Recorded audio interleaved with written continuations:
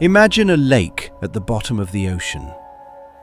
A white sand beach, waves undulating in slow motion. You're not in the Bahamas.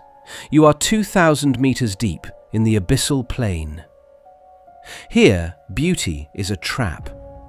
Anyone who touches this water suffers an immediate, fatal, toxic shock. Welcome to the crystal necropolis. It all began with Henry Charnock's spark in 1964. Long before our modern sonars, he discovered a thermal anomaly in the Red Sea, unaware that he had just encountered a physical impossibility. A burning, salt-saturated lake hidden under the colossal weight of the ocean. He stood at the threshold of a new world, gazing into a liquid abyss that defied every known law of marine science, forever changing how we perceive the deep. To reach these lakes, you descend through 2 kilometers of darkness. In the first 100 meters, sunlight dies. Blue fades to indigo, then black. Every 10 meters adds 1 bar of pressure. At 200 meters, 20 atmospheres crush inward. At 500 meters, bioluminescence begins. Tiny organisms flash like stars in the void, brief sparks of cold light. By 2,000 meters, you have entered the abyssal plain. No photons, no warmth. Only pressure and the weight of an ocean overhead. This silent desert was the stage for the Ocean Explorer miracle in 2020. After 8 hours of wandering, the crew pulled this black mirror from the darkness, just as hope faded into the crushing pressure. This surreal surface emerged from the void, a silent witness to nature's ability to hide its most profound secrets in plain sight. And then, impossibly, you see a surface. Here, in the midnight zone, lakes exist. Rivers flow. Waterfalls plunge, all underwater. Some stretch 20 kilometers in length, hundreds of meters deep. They have shores, surfaces, waves that move in hypnotic slow motion. This boundary is a ballet of double convection. Because heat escapes 100 times faster than salt, it creates opposing vertical currents that freeze the surface of the lake. It is a delicate, eternal struggle between temperature and salinity, a physical barrier so perfect that it acts as a mirror, reflecting the flickering lights of our human intruders. The Gulf of Mexico harbors the Orca Basin and the Jacuzzi of Despair. The Red Sea conceals Atlantis 2 deep and Kebrit deep. The Mediterranean hides l'Atalante Basin, each one a liquid anomaly within water, defying intuition about how oceans work. This lake is not a puddle condemned to evaporation. It lives through the breath of the invisible reservoir. Deep beneath the sea floor, the earth itself exhales this toxic lifeblood through underground arteries, nourishing a hidden kingdom that remains vibrant and stable despite the chaotic forces of the surrounding currents. The Jacuzzi of Despair earns its name. It sits in a crater raised 3 meters above the surrounding sea floor, ringed by walls of crystallized salt. At the interface, a vaporous chemical fog hangs suspended, neither rising nor sinking. The mist churns slowly, lit only by submersible lamps, creating a horror film tableau in absolute darkness. This is where curiosity becomes death. The secret is density. Seawater holds 35 grams of salt per liter. These pools hold 260 grams per liter, nearly 8 times more concentrated. The brine becomes so dense it sinks into depressions and refuses to mix. The boundary between waters is sharp, visible, absolute. This is double diffusive convection. Heat and salt moving at different rates create an interface you could almost walk across. This unique chemistry is the legacy of Jurassic evaporation. When primitive seas became isolated 200 million years ago, they dried up under a ruthless sun, leaving behind white giants that now wait for water to seep in and be reborn as a lethal liquid sanctuary millions of years later. The heat comes from Earth's interior. Water infiltrates the sea floor, dissolves ancient salt, absorbs geothermal energy, and erupts at 70 degrees Celsius, scalding brine on a freezing ocean floor.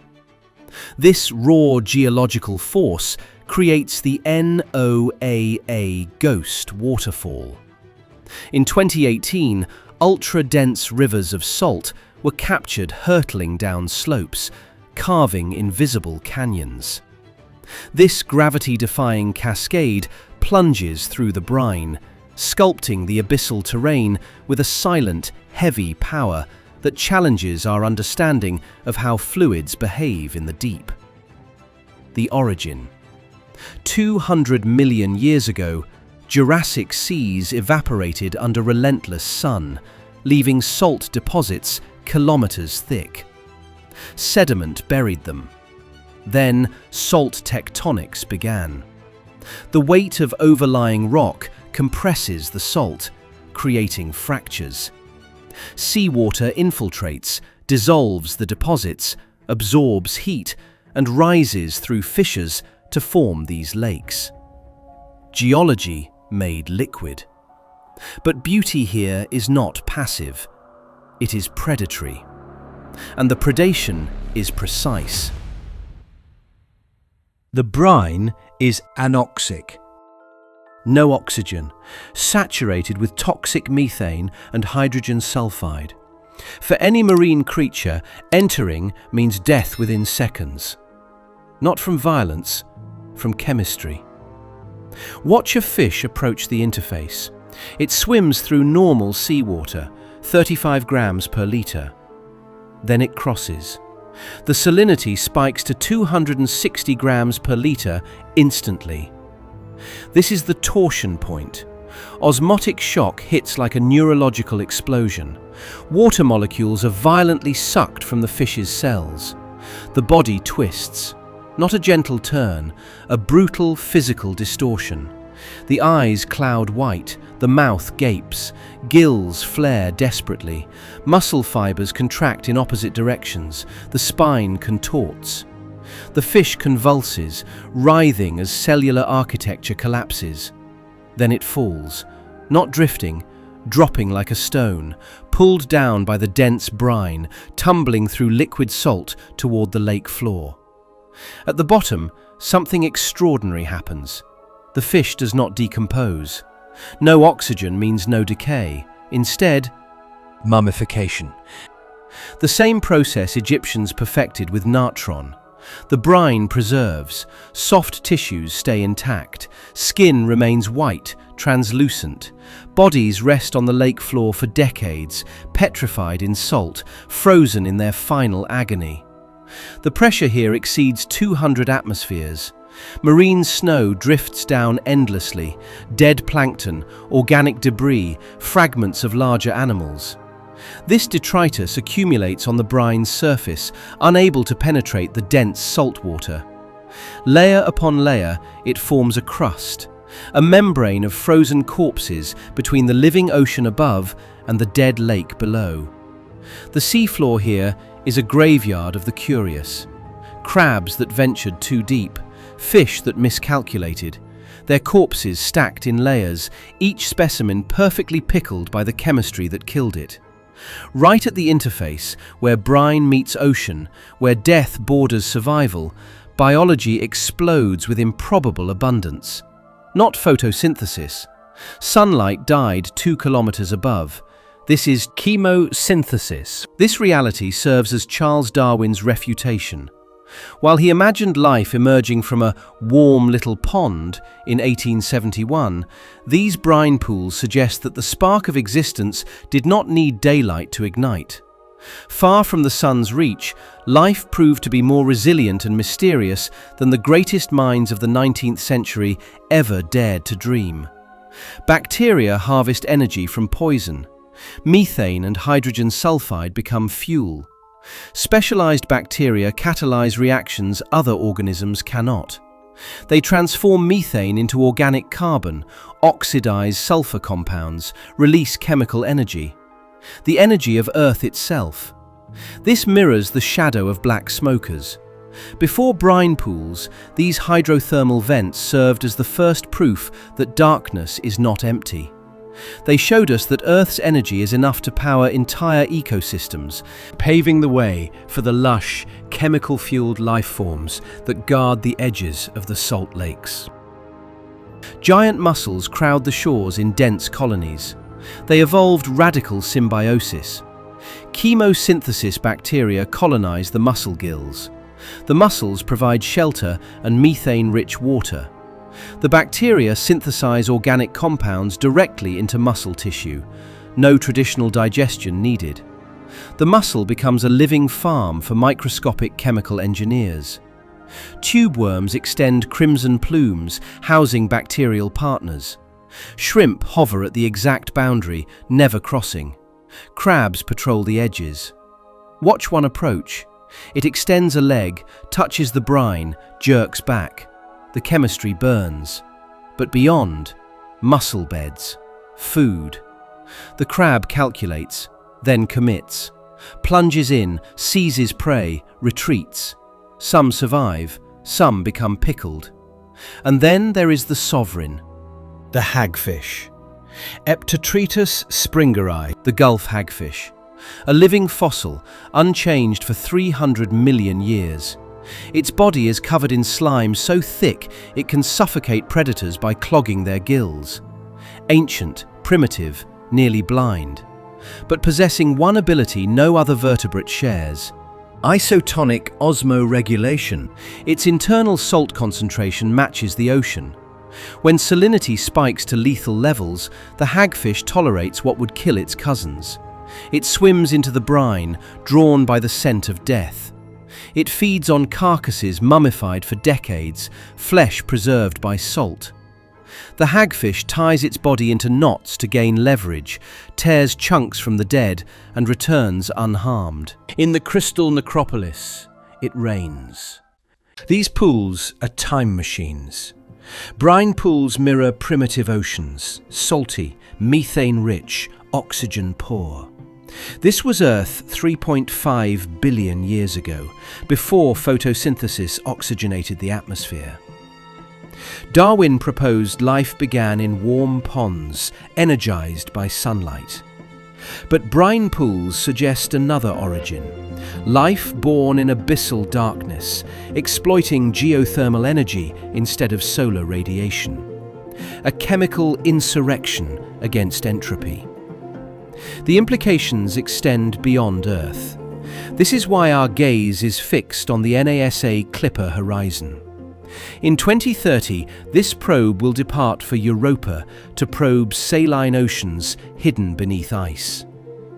By studying these terrestrial anomalies, we are drafting the map for our future cosmic journeys, seeking our origins among the frozen stars and the salt-choked depths of alien worlds. Europa, Jupiter's moon, harbours an ocean beneath ice kilometers thick. Enceladus, Saturn's moon, erupts geysers from subsurface seas. Both are dark, cold, sunless. If life exists there, it will be chemosynthetic, like the bacteria at these brine pool edges. NASA tests its Orpheus robot here, in these abyssal lakes, preparing for Europa missions. If Orpheus can navigate the jacuzzi of despair, it can navigate alien oceans locked beneath ice. At the cellular level, survival is war. homeostasis, the fierce battle to reject salt. Every organism at the brine edge employs protein pumps, molecular machines working ceaselessly to expel sodium and chloride. Chemistry wants equilibrium. The cell's interior should match the exterior, but life refuses. Life maintains the gradient, spending energy to stay unbalanced. Because equilibrium is death. Scientists study these lakes as laboratories for astrobiology. If life flourishes here, 2,000 meters deep in poison, then life can occupy Europa. Life can occupy Enceladus. Life is not a miracle. Life is inevitable. Given water, chemistry, energy, and time, life emerges. Not because the universe is kind, because mathematics dictates it. Exploit every gradient, occupy every niche, refuse equilibrium. We are unavoidable. Life is relentless. An algorithm that converts energy into complexity, finds cracks in thermodynamics, builds empires in them. Brine pools prove it.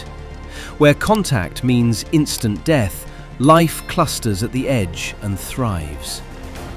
Life doesn't ask permission. Life calculates chemistry and executes.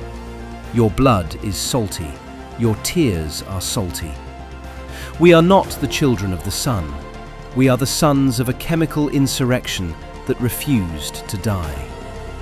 So, miracle or infection? I await your verdict below. What you are going to see in the next video will definitively shatter all your certainties.